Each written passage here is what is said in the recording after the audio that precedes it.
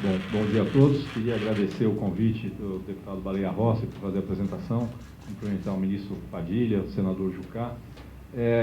E só falar uma questão importante. Às vezes, quando a gente fala em reforma tributária, aparecem vários temas dentro dessa discussão. Então, basicamente, hoje no Brasil, a gente está falando em reforma da tributação de bens e serviços, que é o que a gente vai tratar aqui hoje, que é a proposta da PEC 45, mas tem também a agenda de reforma da tributação da renda e de reforma da tributação da folha de salários. Esta agenda daqui, da PEC 45, apresentada pelo deputado Baleia Rossi, ela na verdade, a principal agenda em termos de produtividade do Brasil. Então, retomando um pouco a relação disso com a reforma da Previdência. A reforma da Previdência é para botar as contas públicas em ordem. Ainda assim, pedir que a despesa exploda, na verdade, não é nem pedir que cresça, ela vai continuar crescendo. Sem isso, o Brasil simplesmente não cresce nem no seu potencial. Mas o potencial de crescimento do Brasil hoje é muito baixo, por conta de uma série de disfunções institucionais, inclusive no sistema tributário. Então, quando a gente olha no horizonte de 10 a 20 anos, provavelmente a reforma tributária é a agenda que tem maior impacto sobre o potencial de crescimento do Brasil nesse horizonte. No longo prazo, a educação, são outras questões, mas nesse médio prazo, olhando nesse horizonte de 10 a 20 anos, essa é a principal agenda de aumentar o potencial de crescimento do Brasil, aumentar a renda das pessoas e o poder de compra da população brasileira. Então, eu vou passar um pouco rápido essa parte de diagnóstico. Quando a gente fala em tributação de bens e serviços, a gente está falando de tributação do consumo. No mundo tem um padrão de tributação do consumo, que é o imposto sobre valor adicionado. O valor adicionado é um imposto não cumulativo, ou seja, tudo aquilo que você vende tem débito, tudo aquilo que você compra na atividade produtiva dá crédito, e tem algumas características bem estabelecidas. Uma base ampla de incidência. Tem que pegar toda a forma de atividade econômica, até porque nessa mudança da economia e migração para a nova economia, cada vez é menos claro o que é mercadoria, o que é serviço, o que é cessão de direitos, licenciamento de direitos, está tudo cada vez mais confuso, tem que ter uma base ampla de incidência. Segundo, tem que tributar no destino. IVA é um imposto sobre consumo. O consumidor está no destino. Quando você tributa na origem, você está tributando a produção. Quando você tributa no destino, está tributando o consumo. E isso é extremamente importante no desenho de um IVA. Terceiro, crédito amplo. Tudo aquilo que é utilizado na atividade produtiva dá crédito. Absolutamente tudo que é utilizado na atividade produtiva dá crédito. Aqui no Brasil a gente tem uma série de restrições. E quarto, desonera investimentos e desonera as exportações. O imposto com essas características é, na verdade, um imposto sobre consumo, ainda que seja cobrado ao longo da cadeia de produção e comercialização. O modelo brasileiro de tributação, a maior parte dos países do mundo tem um único IVA. Aliás, todos os países relevantes do mundo têm IVA, mas quase 170 países do mundo têm IVA. O único país relevante do mundo que não tem IVA é os Estados Unidos, por que pareça. Ele só tem um imposto sobre o consumidor final, chama o Sales Tax. Qual o problema? Sales Tax só funciona com a alíquota baixa e baixa sonegação no varejo. Então, quando você vai olhar na literatura, é unânime que o melhor jeito de tributar o consumo é através do IVA e não através do Sales Tax.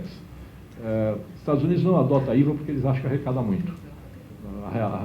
De fato, a razão é essa mesmo. Os republicanos lá resistem enormemente a aumentar a arrecadação porque eles não querem aumentar gasto público. Então, eles não querem ter um imposto eficiente. Eles preferem ter um imposto que arrecade menos. Aqui no Brasil a gente já gasta muito, então vamos discutir como é que a gente vai financiar o nosso gasto. Bom, agora é o seguinte, a maior parte dos países do mundo só tem um IVA. No Brasil, a gente tem 5 tributos gerais sobre bens e serviços. PIS, COFINS e IPI, que são federais, o ICMS estadual e o ISS municipal. Só isso já dá um monte de problema. Eu já não consigo tributar direito a uma nova economia, cria uma zona cinzenta entre o que é ICMS e o que é ISS. Hoje, por exemplo, um software de prateleira, os estados dizem que paga ICMS, os municípios dizem que paga ISS, e tem alguns contribuintes que dizem que não paga nem ICMS nem ISS. Essa é a situação do Brasil, é uma bagunça completa do que a gente está falando. Segundo, cumulatividade. Um bom IVA, tudo aquilo que você pagou de imposto ao longo da cadeia, você recupera. Aqui no Brasil, por uma série de falhas, desde tributos cumulativos, como o ISS, que você paga e não recupera nada, até falhas na não cumulatividade do ICMS, do PIS/COFINS, você está pagando imposto na cadeia que você não recupera. Então, só para dar um exemplo, e as coisas são completamente absurdas. Outro dia eu estava falando com uma pessoa da Petrobras, dizendo que o catalisador que eles usam para fazer o craqueamento do petróleo não gera crédito ICMS em alguns estados. Os estados não aceitam o crédito ICMS. Por quê? Porque ele não é incorporado no produto final. Ele é absolutamente essencial para você poder fazer a transformar petróleo em gasolina, óleo diesel, etc. e tal. Absolutamente essencial. Mas como ele não fica no produto final, eles estão dizendo que não gera crédito de ICMS. Esse é o padrão brasileiro, o conceito completamente estúpido, vamos estar bem claro aqui, de como se faz crédito. E o que significa? Eu paguei um imposto na cadeia e não recuperei. Isso automaticamente está me onerando tudo aquilo que eu estou produzindo no Brasil. Terceira característica, os bons IVAs basicamente têm uma regra uniforme para todo mundo. Os IVAs modernos, praticamente mais de 80% dos IVAs criados nos últimos 25 anos no mundo, tem só uma alíquota positiva. Só uma alíquota positiva. Pouquíssimos, não se usa IVA para fazer política regional nem setorial. Pouquíssimos benefícios, praticamente nenhum benefício fiscal. Pouquíssimos regimes especiais. Aqui no Brasil a gente só tem exceção, a gente não tem regra. A gente só tem exceção. A gente tem alíquota para tudo quanto é gosto, absolutamente tudo quanto é gosto. Aqui no Brasil a alíquota de IPI de perfume é de 42%, a alíquota de IPI de água de colônia, que é perfume com água, é de 12%. Não sei porquê, deve ser porque a água é uma coisa essencial, então se junta com perfume e baixa a alíquota. Tem algum motivo assim. E a alíquota de Del Colônia é 7%. É uma coisa... Não tem lógica nenhuma o nosso sistema tributário. Lógica nenhuma. A gente tem uma quantidade brutal de benefício fiscal. Depois eu vou falar um pouco mais, é uma forma extremamente ineficiente de fazer política de desenvolvimento regional. E temos uma quantidade enorme de regime especial.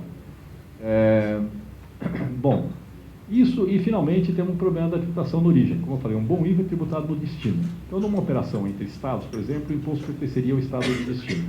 Aqui no Brasil, no ICMS, o grosso do imposto é cobrado no estado de origem.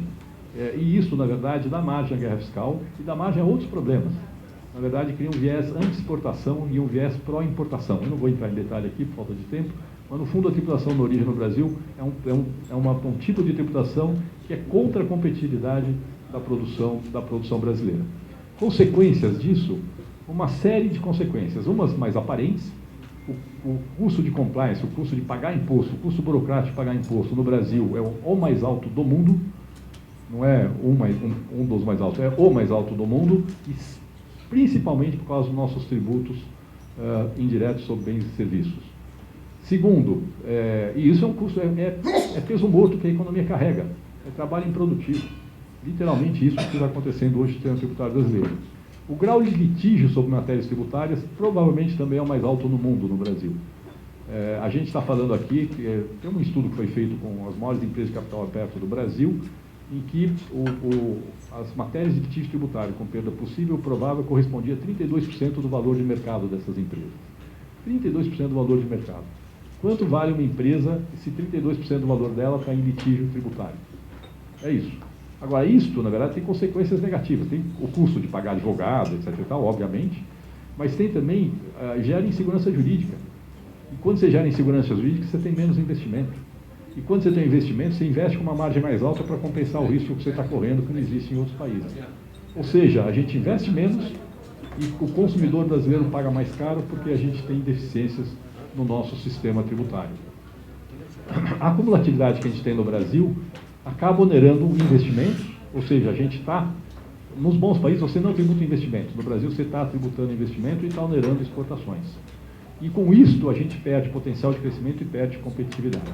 Sem falar do inferno que é para uma empresa exportadora recuperar crédito de tributos acumulados, principalmente de ICMS hoje em dia. O que está acontecendo? Tem estado que não está conseguindo pagar nem funcionário, imagine se ele vai devolver o crédito, devolver o crédito que pertence de fato, é um dinheiro que pertence. O direito ao crédito da empresa exportadora, ele é igual ao direito do governo cobrar um imposto. É o mesmo direito, só que é o inverso, é a outra casa da moeda. Só que o governo não devolve. Só o setor automotivo hoje tem mais de 13 bilhões de reais de crédito acumulado de ICMS. Só o automotivo, sem falar dos demais. Uma enorme tensão federativa. A gente tem um federalismo fratricida no Brasil, essa que é a verdade. E o sistema tributário tem muito a ver com isso. Muito a ver com isso. Alguém que já acompanhou uma reunião do CONFAS pode dizer como é que é horroroso o nosso federalismo. É a coisa mais horrorosa do mundo. É todo mundo brigando com todo mundo, ninguém se entendendo. E, finalmente, muito problema de o que a gente chama de distorções alocativas e competitivas. Distorção competitiva é o seguinte: para o Brasil, hoje, para uma empresa, é mais importante ter um bom benefício fiscal do que ser eficiente. É literalmente isso que acontece. Resultado disso, a gente não tem empresa, a gente desestimula as empresas eficientes no Brasil e faz com que para as empresas seja mais importante ter uma boa negociação para obter um bom incentivo do que ser competitiva no país e no resto do mundo. E muita distorção alocativa. A estrutura produtiva do Brasil está toda mal organizada por conta do nosso sistema tributário. Os exemplos são enormes, mas vou dar só um exemplo. Hoje, se eu for pegar a estrutura de distribuição de qualquer empresa, grande empresa produtora de bem de consumo, você não monta a estrutura de distribuição de forma a minimizar o custo de logística. Você monta a estrutura de distribuição de forma a minimizar o custo tributário, ou maximizar o benefício que você está recebendo. O que, na verdade, significa que eu tenho um monte de caminhão rodando à toa o país, à toa, por conta da nossa estrutura tributária. Num país em que a infraestrutura de transporte já é péssima. Péssima. Então, assim, a gente sempre fica discutindo como melhorar a infraestrutura de transporte. Que tal fazer uma mudança que reduz o número de caminhão rodando inutilmente o país, que é o que acontece hoje no Brasil por conta da nossa estrutura tributária. Tudo isso, quando você soma tudo isso, é perda de PIB potencial, é perda de produtividade, é perda de poder de compra do trabalhador. E é literalmente isso que acontece hoje no Brasil. E é uma perda relevante. É muito difícil fazer um cálculo muito preciso desse montante, mas estamos falando por baixo de uma perda de 10% do PIB potencial brasileiro por conta dessas distorções do sistema tributário que nós temos hoje. Por baixo. Então, a razão para discutir a reforma tributária é essa, é corrigir essas distorções. Aí a pergunta que vem, olha, ok, mas eu preciso fazer uma reforma tributária ampla para resolver esses problemas? Não dá para melhorar os tributos atuais? Dá para melhorar os tributos atuais. Dá para ter um bom sistema tributário mantendo os tributos atuais? Não dá para ter um bom sistema tributário mantendo os tributos atuais. Inclusive, algumas coisas que a gente tem que resolver são quase impossíveis de ser resolvidas no modelo atual. Por exemplo, eu preciso começar a devolver crédito para exportador. Eu preciso começar a dar crédito integral naquilo que as empresas compram. Só que isso é perda de receita. Como é que eu vou conseguir fazer isso num país que está quebrado? Não consegue. É impossível fazer isso. Como é que você vai obrigar os estados a começar a devolver o crédito para o exportador ou dar crédito sobre coisas que ele não dá crédito, que nem o exemplo que eu dei da Petrobras aqui? Não vai conseguir fazer. Não tem como resolver isso mantendo o sistema tributário atual. É impossível. Não tem como ter um bom sistema tributário no Brasil de tributação de bens e serviços mantendo os tributos atuais. Não tem um bom sistema tributário separando serviço e mercadoria entre ICMS e ISS. Não existe um bom sistema tributário com essas características. Bom, desse ponto de vista, a gente entende que o ideal é fazer uma reforma tributária ampla na forma que foi incorporada na PEC 45. Não é fácil fazê-lo também do ponto de vista político. Aqui ele está falando na casa política, tá certo? Não é fácil porque tem que ter impactos federativos. Qualquer boa reforma tributária acaba afetando a distribuição da receita entre estados e entre municípios, ou seja, alguns aumentam a participação do bolo, outros reduzem a participação do bolo. Tem discussões de autonomia federativa. Hoje os estados e municípios têm autonomia de gerir seus tributos, muito mal geridos, mas eles têm essa autonomia de fazê-lo. E tem o problema de que, por mais ineficiente que seja a política de benefícios fiscais, ela ainda é vista hoje como uma forma de fazer política de desenvolvimento regional e de reduzir desigualdades. E, portanto, o que entra no lugar desse modelo? E temos problemas setoriais. Uma boa reforma tributária muda preços relativos. Alguns preços sobem, outros preços caem. E tem um problema com investimentos que já foram realizados. Quer dizer, o nosso sistema é muito torto, cheio de distorções, mas os investimentos foram feitos em cima desse sistema tributário. Então, como é que você trata de investimento? Uma empresa que acabou de fazer um investimento em cima de um benefício fiscal que idealmente não deveria existir. Se você fizer uma mudança muito rápida, aquela empresa se torna não competitiva.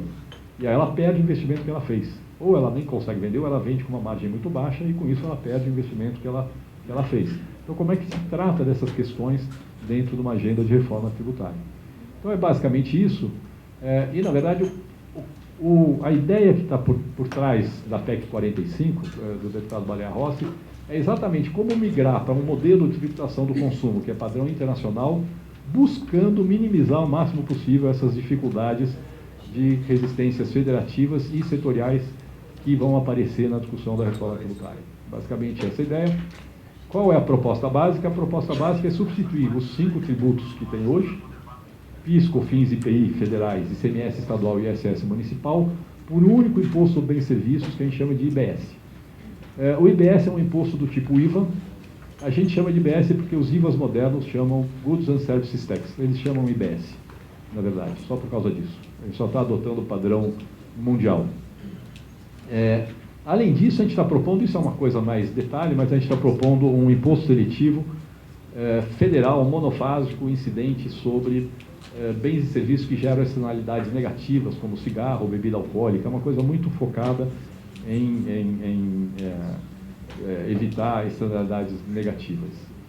Bom, e aqui começa a ter uma característica importante da proposta. A proposta é migrar do sistema tributário atual para o novo sistema tributário, para o IBS, num prazo de 10 anos.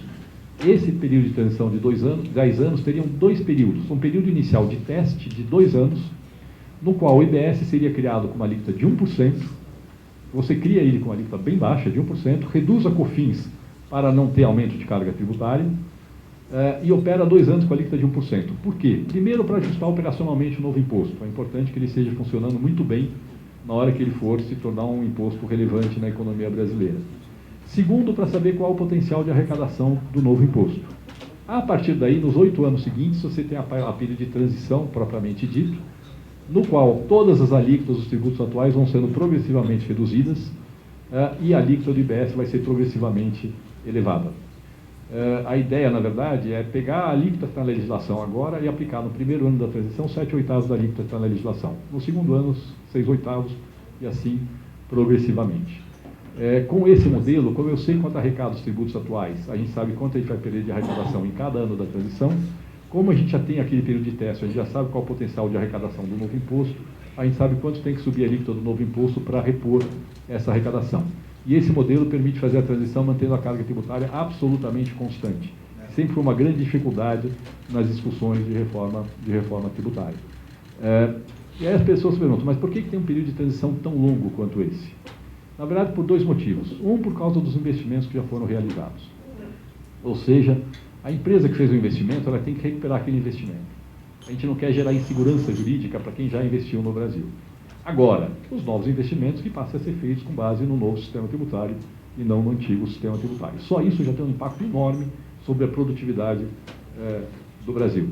Segundo motivo, porque a ideia é, nesse processo, mudar a forma de fazer políticas de desenvolvimento regional no Brasil, e esse é um processo que precisa ser construído. Eu vou falar um pouco mais disso em frente, e isso demora um tempo até você deixar isso de pé, esse novo modelo de fazer política de desenvolvimento regional no Brasil. Obviamente, no final do processo, os tributos atuais são extintos e sobra apenas o IBS.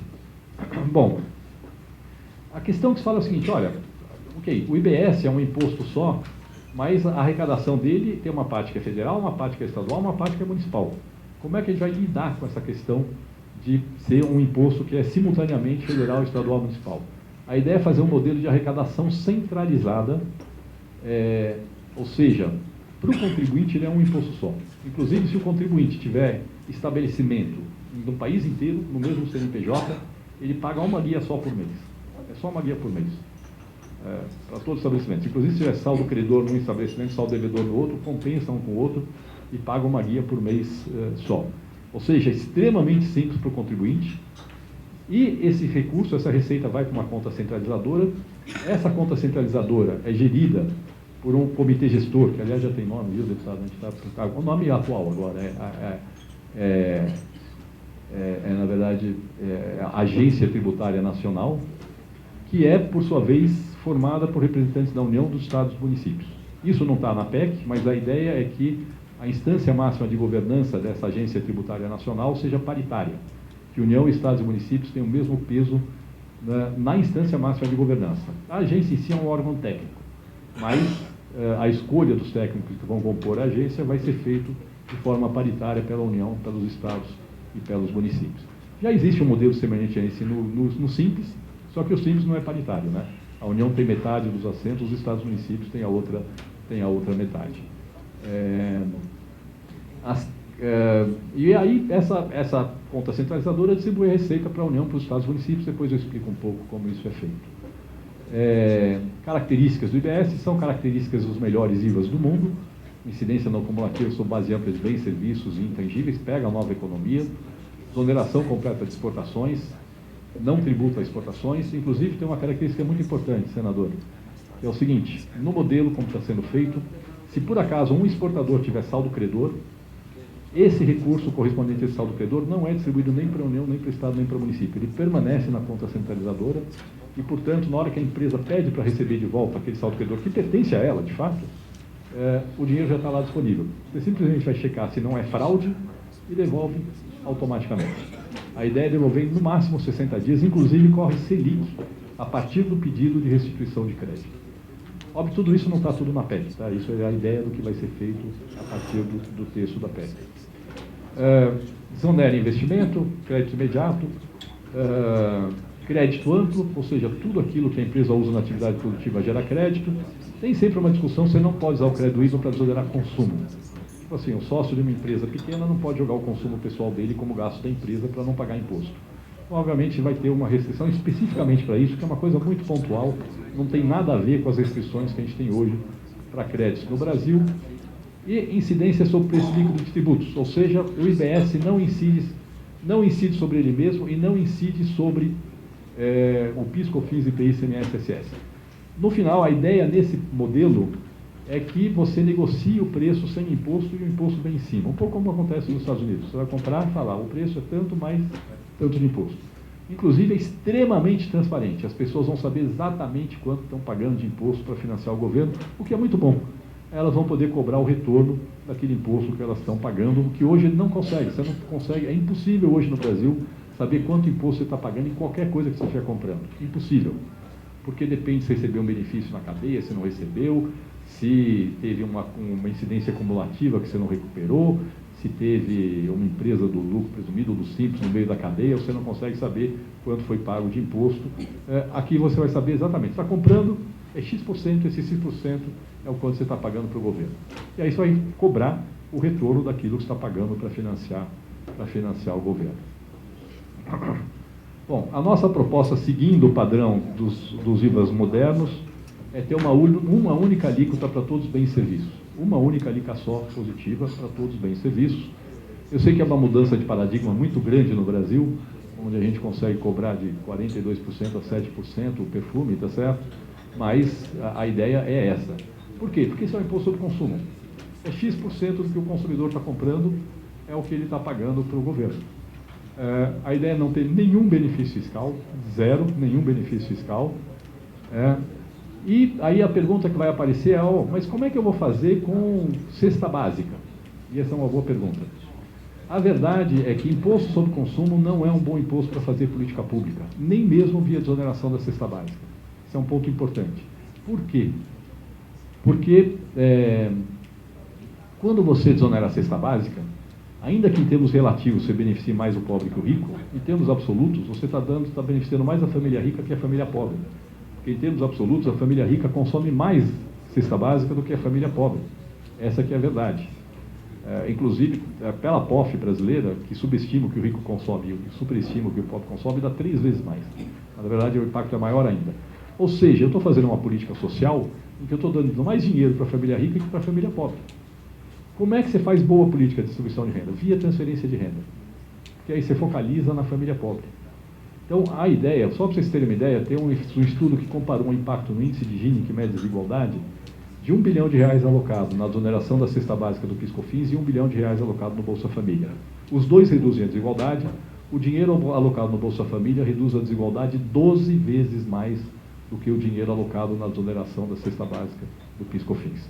Quer reduzir a desigualdade? Vamos fazer isso de forma eficiente, via transferência de renda. Como é que a ideia é implementar isso? É através de um modelo que a gente chama de isenção personalizada, que é basicamente o seguinte, olha, as pessoas que estão no cadastro único dos programas sociais, quando forem fazer compras, dão o seu CPF e a gente vai devolver para eles no mês seguinte, via crédito no cartão, o imposto que ela pagou no seu consumo. Essa é a proposta, obviamente com um limite, para não ter fraudes, que o limite corresponde ao padrão de consumo de cesta básica de uma família de baixa renda. O efeito final disso é o seguinte, a família de baixa renda vai ter exatamente a mesma desoneração que ela teria com a desoneração da cesta básica, a família de alta renda vai pagar imposto sobre o seu consumo. No fundo é isso, e isso na verdade tem efeitos. Como o IBS ele repõe a receita atual, quanto mais benefício eu der, mais alta tem que ser a alíquota geral. Então a gente fez a conta, se a gente botasse a alíquota zero do IBS para a cesta básica do PIS/COFINS, a alíquota de todos os outros bens e serviços vai ter que ser 2% mais alta para poder financiar esse benefício. Com o modelo de isenção personalizada, esse efeito é de só 0,5%. Ou seja, eu consigo fazer uma política que é mais eficiente do ponto de vista de redução da desigualdade e que custa menos para a sociedade do que a política de desoneração da cesta básica. A proposta é, vamos fazer política pública de forma eficiente, e essa mudança que está sendo proposta abre espaço para fazer isso. É uma mudança de paradigma, eu sei que é diferente, a gente está acostumado a pensar de outro jeito no Brasil, mas o fato é isso, podemos ou não podemos fazer política pública de forma eficiente. Na verdade, o mesmo raciocínio se aplica para a política de desenvolvimento regional. A ideia é substituir a política de desenvolvimento regional, que é feita com base na concessão de benefícios fiscais, por uma política de desenvolvimento regional feita com a alocação de recursos orçamentários para fazer o desenvolvimento regional. Por que é mais eficiente? Por vários motivos. Primeiro, com o benefício fiscal, basicamente você consegue beneficiar hoje no Brasil a indústria e centro de distribuição. Agora, vamos pensar assim, o Estado tem vocação para turismo. O atual modelo de desenvolvimento regional não me permite incentivar turismo. Eu não consigo, porque ele não permite que eu faça isso. Se o Estado tem vocação para turismo, eu vou alocar de recurso para incentivar o turismo no Estado. Por que não? Explorar a vocação regional. Eu posso alocar recurso para investir em qualificação de mão de obra e infraestrutura, que no longo prazo é o que dá desenvolvimento. No longo prazo é isso que faz o Estado, de fato, se tornar competitivo. Tá certo? É muito mais eficiente do que botar dinheiro para subvencionar uma empresa que é capital intensiva, que gera pouco emprego na região e que, no fundo, não dá desenvolvimento sustentável para aquela região no longo prazo. Então, a ideia é isso. É a mesma ideia da cesta básica. Vamos fazer política pública de forma eficiente, com menos recursos do que a gente gasta hoje. Obviamente, vai ter uma discussão política de quanto recurso vai ter que ser alocado para financiar a política de desenvolvimento regional. Isso não foi feito na versão original da PEC, porque eu acho que essa é uma discussão que tem que ser feita pelo Parlamento. Tá certo?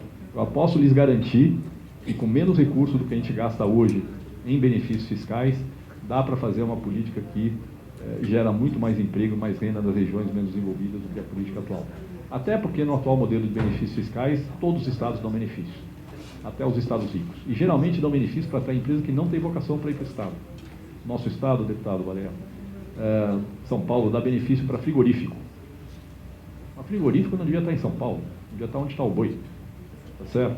E tem estado do centro-oeste onde tem boi que dá benefício para montadora.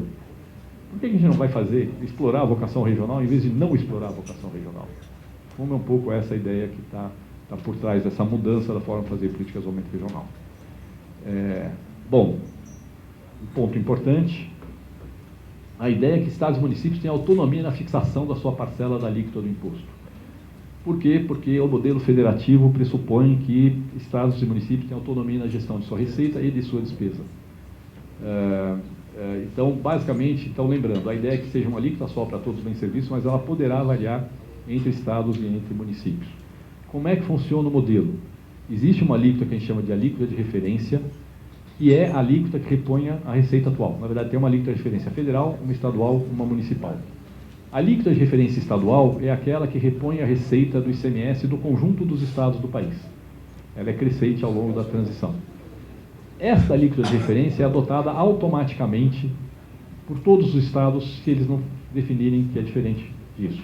Se o estado quiser, por lei estadual, definir que a alíquota dele vai ser mais alta ou menor do que a alíquota de referência, e aí tem que ter anterioridade, só tem que ser feito aprovado até o fim de setembro do ano anterior, para valer para o ano seguinte. Mas se ele quiser, por lei estadual, definir que a alíquota dele é diferente, ele pode fazer isso por lei estadual. Ou seja, mantém a autonomia dos estados e municípios de arrecadarem mais ou menos. Agora, esse é um imposto sobre consumo. Aumentou a alíquota 1%, o preço ao consumidor aumenta 1%. Todos os preços ao consumidor, sobre tudo. Tudo. Eletricidade, comida, televisão, tudo. Isso vai dar muita responsabilidade política na discussão de por que eu estou aumentando a alíquota, o que está sendo feito com esse dinheiro. Tá certo? Aumenta muito a responsabilidade política esse modelo. Toda operação interestadual e intermunicipal, a alíquota que é aplicada é do estado e do município de destino, e a receita pertence ao estado e do município de destino. Então, se eu estou vendendo aqui de Brasília para Belo Horizonte, a alíquota que vai ser aplicada nessa operação é a alíquota federal, mais a alíquota do estado de Minas, mais a alíquota de Belo Horizonte. A parte estadual da receita pertence a Minas, a parte municipal da receita pertence a Belo Horizonte. E este modelo é que é usado para fazer a distribuição da receita dentro da conta centralizadora do imposto. Tá certo? Tem toda uma parte técnica aqui que eu não vou explicar como é que isso seria feito, mas esse é o princípio. Não, o IBS vai ser muito mais que 1%. 1% é nos 2 primeiros anos. O IBS é um imposto que vai repor a receita de ICMS, ISS, PIS, COFINS e IPI. Eu vou falar logo em seguida qual é a... 1% é só no... É só para calibrar. 1% é a calibragem. 1% é a calibragem. Agora, pessoal, ele vai repor o que a gente já arrecada hoje. Não está arrecadando. Aliás, ele vai reduzir a carga tributária, porque ele vai tirar as ineficiências que tem no sistema tributário atual, que são repassadas por preço também. Ele mantém aquilo que os governos arrecadam, mas reduz o custo da ineficiência, que também é repassado como custo para os consumidores. Tá certo? Agora, nesse processo, nós temos uma redistribuição de receita. Tem estados que ganham, estados que perdem, participação no bolo total. Municípios que ganham, municípios que perdem. E aí, como é que a gente trata dessa questão, que é sempre uma discussão, um problema na reforma tributária? Na verdade, a gente está propondo uma transição, uma segunda transição, que não tem importância nenhuma para os contribuintes, é apenas na forma como distribui a receita da conta centralizadora em 50 anos. Como é que é essa transição? Nos primeiros 20 anos, basicamente, o ganho ou perda de receita que cada estado, cada município tem com a migração da cobrança do ICMS ou do ISS para o IBS, esse ganho ou perda, corrigido para a inflação, eu acresço ou reduzo do que ele vai receber de IBS durante os primeiros 20 anos da transição. Nos 30 anos seguintes, a gente vai reduzindo essa parcela que repõe a receita atual. Por que a gente está propondo essa transição? Porque com isso, o impacto da mudança sobre as finanças estaduais e municipais é extremamente diluído no tempo. Então, nesse gráfico que tem aí, a linha amarela pontilhada é o quanto o Estado arrecadaria de ICMS. É o 100%. Quer dizer, esse é um valor que pode ser 100 no primeiro ano, 102 no segundo, mas a gente botei ele transformou em base 100. Esse Estado, teórico, perderia 10% da arrecadação dele de ICMS com a migração para o destino, que é o que resulta da migração para o IBS. Esse Estado que perderia 10%, então, em 8 anos ele perderia 10% da arrecadação dele, porque os 2 primeiros anos não mexe com estados e municípios. Então, seria aquela linha azul. Com a transição que nós estamos propondo, nós teremos a linha laranja. Esse Estado, que em 8 anos perderia 10% da arrecadação, supondo que o PIB cresce 2% ao ano, ele perderia em 10 anos menos de 1% da arrecadação dele. Ou seja, um impacto extremamente diluído. Se em cima disso a gente considera o efeito positivo sobre o crescimento do PIB, uma hipótese conservadora de impacto sobre o crescimento do PIB, da reforma tributária, a gente tem a linha cinza. Aquele Estado perdedor, na verdade, é um Estado ganhador. E essa é uma questão extremamente importante na discussão política dos efeitos da reforma tributária. Se a gente olhar simplesmente para a participação relativa, é um jogo de soma zero e politicamente é muito difícil de equacionar. Porque eu falo, eu estou perdendo e o outro está ganhando. Quando a gente olha para o efeito sobre a posição absoluta dos estados e dos municípios, e também dos setores econômicos, por conta do efeito positivo sobre o crescimento, mesmo aquele que é potencialmente perdedor, na grande maioria dos casos, ele vai acabar ganhando receita e não perdendo receita em relação à manutenção da situação atual. Ou seja, a gente mantém a carga tributária como proporção do PIB, mas, ao fazer o PIB crescer mais, a gente aumenta o potencial de arrecadação de todos os estados, todos os municípios do país. E isso ajuda muito a fechar a equação política entre ganhadores e perdedores da reforma tributária. Tá certo? Quando eu falei que a proposta é uma proposta que visa migrar para um modelo, mitigando problemas, dificuldades políticas, essa é a razão pela qual a gente está propondo essa transição. Deputado, eu tenho essa coisa aqui das partidas, como eu estou meio atrasado aqui, não sei se eu explico isso ou não. Eu vou explicar rapidamente. Tá bom. 2 coisas importantes a mais aqui. Tá bom. Primeira, nós estamos propondo mudar o sistema atual de vinculações e partilhas, no qual ou um tributo é vinculado a uma determinada finalidade, ou X% da arrecadação é determinada a uma determinada finalidade, transformando essas vinculações e partilhas em subalíquotas do imposto que a gente chama de alíquotas singulares, que podem ser gerenciadas individualmente. Ao mesmo tempo, tem uma proposta também na mudança na distribuição daquilo que a gente chama cota parte do ICMS, que hoje 25% do ICMS vai para os municípios e 75% desse valor é distribuído proporcionalmente ao valor adicionado dos municípios. Só que isso gera situações em que tem um município que tem uma grande refinaria, que recebe um montante absurdamente elevado de receita, e tem um município vizinho, que é um município dormitório, que não recebe nada.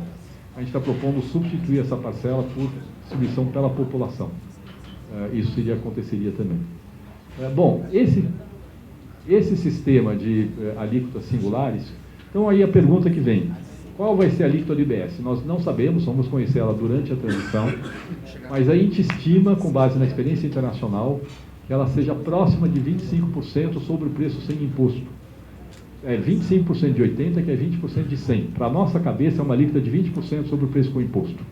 Tá certo? Para comparar com as alíquotas atuais de PIS, COFINS, IPI, ICMS, é 20%. Tá certo? Essa alíquota de 25% seria 9,2% a parcela federal, 13,8% a parcela estadual e 2% a parcela municipal. Por que a gente está propondo esse modelo de alíquotas singulares? Porque o sistema atual, ele cria muita rigidez orçamentária. A ideia é reduzir a rigidez orçamentária. Como? Nós estamos propondo transformar, por exemplo, pensa no Estado. O Estado hoje arrecada, para cada 100 de ICMS que ele arrecada, ele tem que destinar 25% para os municípios e do que sobra, ele tem que destinar, aplicar no mínimo 25% em educação e 12% em saúde. Nós estamos transformando cada uma dessas destinações numa subalíquota do imposto. E, inclusive, estabelecendo que não pode ser reduzida a subalíquota que corresponde à destinação para os municípios e a soma das subalíquotas do que vai para a educação e saúde. Ou seja, não estamos tirando dinheiro nem dos municípios, nem de educação, nem de saúde. Mas, o que acontece hoje? Hoje um Estado quer, por exemplo, arrecadar, sei lá, 500 milhões de reais a mais para gastar em segurança pública.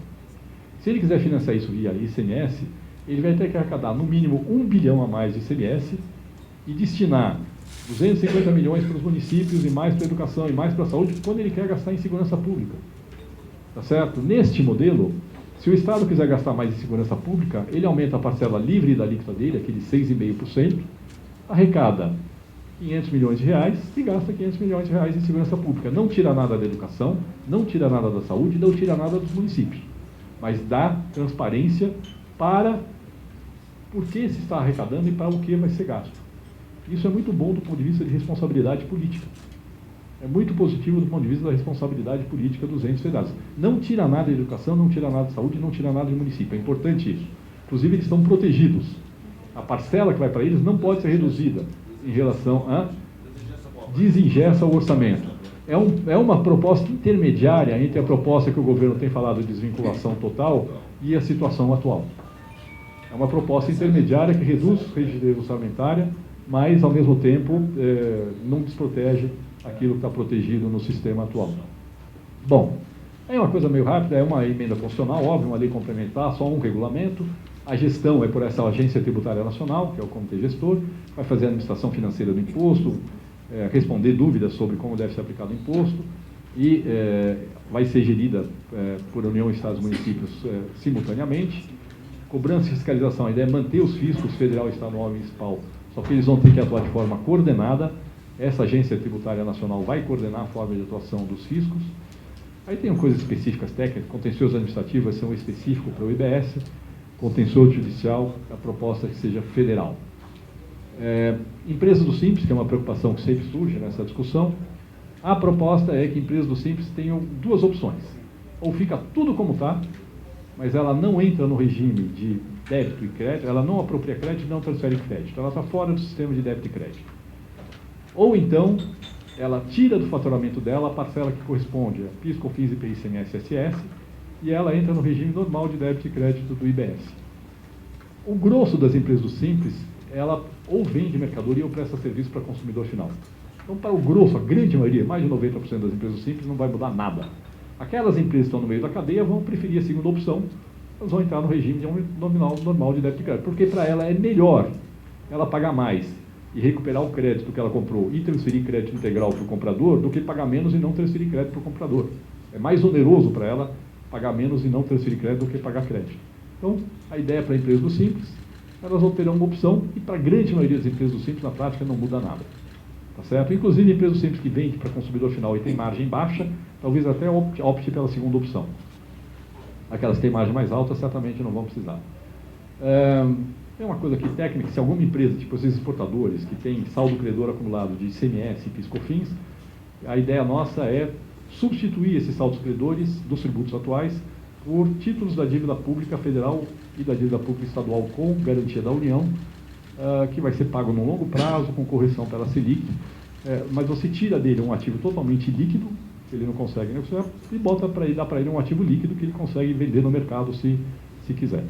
Então, basicamente, a gente vai substituir os saldos credores seguros atuais. Como a gente não tem como pagar no curto prazo esses saldos credores, porque está todo mundo quebrado, a gente vai transformar num título da dívida pública de prazo longo, com carência longa, mas que ele consegue negociar no mercado. Bom, é basicamente isso. E aí a pergunta é, por que a gente está propondo essa proposta que está incorporada na PEC 45, basicamente pelos efeitos extremamente positivos que ela tem sobre a economia. Tem um efeito de curto prazo, que é a melhoria de ambiente de negócios imediato, reflete em queda de juros de longo prazo, aumento de investimento, mas tem um efeito extremamente importante ao longo da transição, que é reduzir enormemente todo o custo burocrático de pagar imposto. Inclusive, a ideia já na entrada do IBS já dá uma bela limpada nas obrigações acessórias dos tributos atuais, ou seja, já teria uma simplificação grande na entrada do IBS, e o resto no final da transição. Aumenta a taxa de investimento, porque reduz o custo de investimento no Brasil, aumenta a competitividade do Brasil, porque reduz todos esses efeitos que a gente tem hoje, que prejudicam a competitividade do sistema tributário nacional, cria um ambiente federativo mais cooperativo, que acaba essa disputa fratricida que tem hoje entre estados e municípios e cria um ambiente cooperativo entre os estados, entre os municípios, transparência para o contribuinte, que vai saber quanto ele está pagando de imposto, e principalmente eliminar todas as distorções que tem com o sistema tributário atual e que acabam reduzindo muito a produtividade do Brasil. Como eu falei, é muito difícil calcular com precisão esse efeito, mas a nossa avaliação, nós estamos falando por baixo do aumento do PIB potencial do Brasil e do poder de compra dos brasileiros, isso é uma coisa extremamente importante, de 10% num horizonte de 15 anos. A gente está falando que daqui a 15 anos, cada brasileiro vai estar no mínimo, vai ter no mínimo um aumento de no mínimo 10% do poder de compra em relação à manutenção do sistema tributário atual. Inclusive, ao longo da transição, o impacto macroeconômico é que ele é deflacionário, ou seja, os preços tendem a crescer menos por conta da mudança que está sendo proposta, do que se você mantivesse o sistema tributário atual.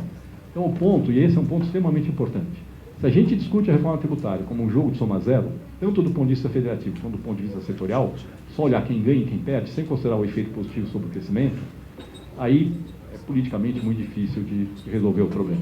Na hora que você olha o efeito positivo que isso tem sobre o crescimento, isso ajuda a fechar tanto a equação federativa quanto a equação do impacto setorial da reforma tributária.